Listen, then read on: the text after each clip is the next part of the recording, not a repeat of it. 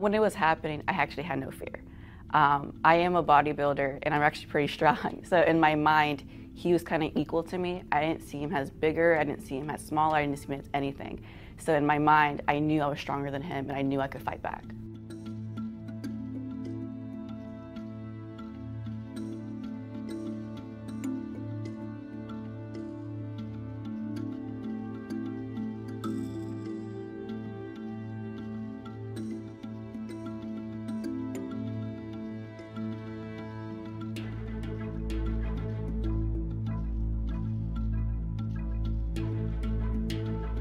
My advice would be to never give up. My parents always told me in life to never give up on anything. And that's one thing I always kept in my mind when I was fighting him. As long as you don't give up, you fight back, you show him that you are strong, that you are one, that you're able to fight back and survive this and get out of the situation, I believe it's possible. Because at the end of the video, you can see him getting tired. Because the more fight you put, the more they want to give up and just stop.